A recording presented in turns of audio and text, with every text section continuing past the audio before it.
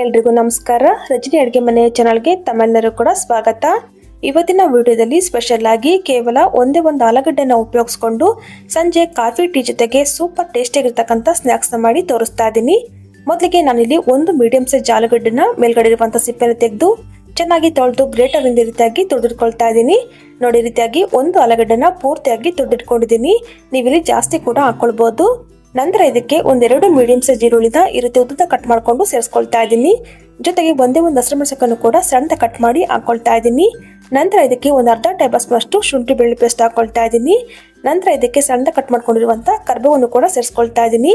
ಜೊತೆಗೆ 1 table spoon ಅಷ್ಟು ಅಜ್ವೈನ್ ಹಾಕೊಳ್ತಾ ಇದ್ದೀನಿ. ಕೈಯಿಂದ ರೀತಿಯಾಗಿ ಸ್ವಲ್ಪ ತಿಕ್ಬಿಟ್ಟು ಹಾಕೊಳ್ಳಿ, ಫ್ಲೇವರ್ ತುಂಬ ಚೆನ್ನಾಗಿರುತ್ತೆ.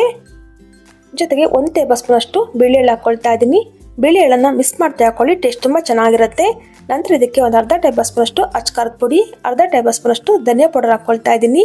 ಜೊತೆಗೆ ರುಚಿಗೆ ತಕ್ಕಷ್ಟು ಉಪ್ಪನ್ನು ಕೂಡ ಸೇರಿಸ್ಕೊಳ್ತಾ ಇದ್ದೀನಿ.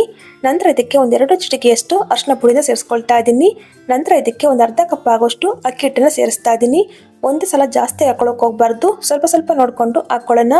ಅಕ್ಕಿ ಹಿಟ್ಟಿನ ಬದಲಾಗಿ ನೀವು ಇಲ್ಲಿ ಕಡಲೆ ಹಿಟ್ಟನ್ನಾದರೂ ಹಾಕೊಳ್ಬೋದು. ನಾವು ಬಜ್ಜಿ ಬೋಂಡ ಮಾಡ್ಕೊಳ್ಳುವಾಗ ಕಡಲೆ ಹಿಟ್ಟನ್ನು ಯಾವಾಗಲೂ ಕೂಡ ಉಪಯೋಗಿಸ್ತಾ ಇರ್ತೀವಲ್ವ, ಈ ಥರ ಒಂದ್ಸಲ ಅಕ್ಕಿ ಹಿಟ್ಟನ್ನು ಮಾಡಿ ನೋಡಿ, ತುಂಬ ಚೆನ್ನಾಗಿರುತ್ತೆ. ನೋಡಿ, ರೀತಿಯಾಗಿ ಸ್ವಲ್ಪ ಹಾಕ್ಕೊಂಡು ಮಿಕ್ಸ್ ಮಾಡ್ಕೊಂಡಿದ್ದ ನಂತರ ಮತ್ತೆ ಸ್ವಲ್ಪ ಅಕ್ಕಿ ಹಿಟ್ಟನ್ನು ಹಾಕ್ಕೊಳ್ತಾ ಇದ್ದೀನಿ.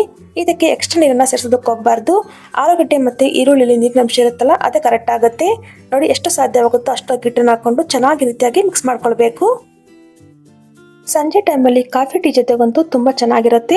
ನೋಡಿ, ರೀತಿಯಾಗಿ ಚೆನ್ನಾಗಿ ಕಲಿಸ್ಕೊಂಡಿದ್ದ ನಂತರ ಕೈಗೆ ಸ್ವಲ್ಪ ಎಣ್ಣೆನ ಸವರ್ಕೊಂಡು ನಿಂಬೆಹಣ್ಣು ಗಾತ್ರಷ್ಟು ಹಿಟ್ಟನ್ನು ತಗೊಂಡು ರೀತಿಯಾಗಿ ಉಂಡೆ ಮಾಡ್ಕೊಳ್ತಾ ಇದ್ದೀನಿ. ಈ ಥರ ಉಂಡೆ ಮಾಡ್ಕೊಂಡಿದ್ದ ನಂತರ ಕೈಯಿಂದ ರೀತಿಯಾಗಿ ಚೆನ್ನಾಗಿ ತಟ್ಕೊಳ್ತಾ ಇದ್ದೀನಿ. ಬೇಕಾದರೆ ನೀವು ಬಜ್ಜಿ ಬೋಂಡ ಥರ ಕೂಡ ಹಾಕ್ಕೊಂಡು ಫ್ರೈ ಮಾಡ್ಕೊಳ್ಬೋದು. ನಿಮಗೆ ಯಾವ ಥರ ಬೇಕಾಗುತ್ತೋ ಆ ಥರ ನೀವು ಮಾಡ್ಕೊಳ್ಳಿ. ನೋಡಿ, ಈ ರೀತಿಯಾಗಿ ವಡೆ ತಟ್ಕೊಂಡಿದ್ದೀನಿ. ಇವಾಗ ಇದನ್ನು ಎಣ್ಣೆಲಿ ಹಾಕ್ಕೊಂಡು ಫ್ರೈ ಮಾಡ್ಕೊಳ್ಳೋಣ. ಇನ್ನೂ ಸೈಡಲ್ಲಿ ಎಣ್ಣೆನ ಸಹ ಚೆನ್ನಾಗಿ ಬಿಸಿಯಾಗಿದೆ. ಕಾದಿರುವಂಥ ಎಣ್ಣೆಗೆ ಒಂದೊಂದೇ ವಡೆನ ಹಾಕ್ಕೊಂಡು ಫ್ರೈ ಮಾಡ್ಕೊಳ್ಳೋಣ.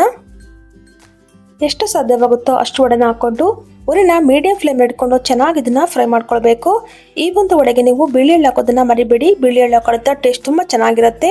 ನೋಡಿ, ರೀತಿಯಾಗಿ ಒಂದು ಕಡೆ ಚೆನ್ನಾಗಿ ಬೆಂದ ನಂತರ ತಿರುಗಿಸಿ ಹಾಕೊಂಡು ಫ್ರೈ ಮಾಡ್ಕೊಳ್ತಾ ಇದ್ದೀನಿ. ಹಾಕಿದ ತಕ್ಷಣ ತಿರುಗಿಸೋದಕ್ಕೆ ಹೋಗಬಾರ್ದು. ಒಂದು 30 ಸೆಕೆಂಡ್ ಬಿಟ್ಟ ನಂತರ ರೀತಿಯಾಗಿ ತಿರುಗಿಸ್ಕೊಂಡು ಎರಡೂ ಕಡೆ ಸಹ ಚೆನ್ನಾಗಿ ಕಲರ್ ಚೇಂಜ್ ಆಗಬೇಕು. ಅಲ್ಲಿ ತನಕ ಚೆನ್ನಾಗಿ ಬೇಯಿಸ್ಕೊಂಡ್ರೆ ಆಯಿತು.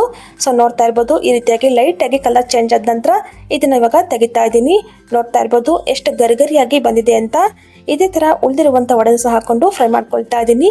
ಎಷ್ಟು ಸಾಧ್ಯವಾಗುತ್ತೋ ಅಷ್ಟು ವಡೆನ ಹಾಕೊಂಡು ಉರಿನ ಮೀಡಿಯಂ ಫ್ಲೇಮ್ ಇಟ್ಕೊಂಡು ಸ್ವಲ್ಪ ಕಲರ್ ಚೇಂಜ್ ಆಗೋ ತನಕ ಚೆನ್ನಾಗಿ ಫ್ರೈ ಮಾಡ್ಕೊಳ್ಳೋಣ. ಉರಿನ ಹೈ ಫ್ಲೇಮ್ ಇಟ್ಕೊಂಡು ಫ್ರೈ ಮಾಡ್ಕೊಳ್ಳೋದಕ್ಕೆ ಹೋಗಬೇಡಿ. ನೋಡಿ, ರೀತಿಯಾಗಿ ಒಂದು ಕಡೆ ಚೆನ್ನಾಗಿ ಬೆಂದ ನಂತರ ತಿರ್ಗಿಸ್ಕೊಂಡು ಚೆನ್ನಾಗಿ ಫ್ರೈ ಮಾಡ್ಕೊಂಡು ತೆಗೆದ್ರೆ ಆಯಿತು. ತುಂಬ ಸೂಪರ್ ಟೇಸ್ಟಿಯಾಗಿರ್ತಕ್ಕಂಥ ವಡೆ ರೆಡಿಯಾಗಿ ಹೋಯಿತು. ಕಾಫಿ ಟೀ ಜೊತೆಗಂತೂ ಪರ್ಫೆಕ್ಟ್ ಆಗಿರುತ್ತೆ. ಖಂಡಿತ ಒಂದ್ಸಲ ಟ್ರೈ ಮಾಡಿ ನೋಡಿ. ಇದನ್ನು ಬೇಕಾದರೆ ನೀವು ಚಟ್ನಿ ಜೊತೆಗೆ ಸರ್ವ್ ಮಾಡ್ಕೊಳ್ಬೋದು, ಇಲ್ಲ ಅಂದರೆ ಟೊಮೊಟೊ ಸಾಸ್ ಜೊತೆಗೆ ಸರ್ವ್ ಮಾಡ್ಕೊಂಡು ತುಂಬ ಟೇಸ್ಟಿಯಾಗಿರುತ್ತೆ. ಖಂಡಿತ ರೆಸಿಪಿನ ಒಂದ್ಸಲ ಟ್ರೈ ಮಾಡಿ ನೋಡಿ. ಟ್ರೈ ಮಾಡಿದ ನಂತರ ಯಾವ ರೀತಿ ಬಂತಂತನೂ ಕೂಡ ಕಮೆಂಟ್ ಮೂಲಕ ತಿಳಿಸ್ಬೋದು. ಸೊ ನೋಡಿದ್ರಲ್ಲ ಫ್ರೆಂಡ್ಸ್, ಇವತ್ತಿನ ರೆಸಿಪಿ ನಿಮಗೆ ಇಷ್ಟ ಆಗಿದ್ರೆ ವಿಡಿಯೋಗೊಂದು ಲೈಕ್ ಮಾಡಿ, ಹಾಗೆ ಫ್ರೆಂಡ್ಸ್ ಫ್ಯಾಮಿಲಿ ಕೂಡ ಶೇರ್ ಮಾಡಿ. ಮತ್ತಷ್ಟು ಇದೇ ಥರ ಸಿಂಪಲ್ ಆ್ಯಂಡ್ ಕ್ವಿಕ್ ರೆಸಿಪಿಗಾಗಿ ದಯವಿಟ್ಟು ರಜನಿ ಅಡುಗೆ ಮನೆ ಚಾನಲ್ನ ಸಬ್ಸ್ಕ್ರೈಬ್ ಮಾಡಿಕೊಂಡು ಸಪೋರ್ಟ್ ಮಾಡಿ. Thank you for watching.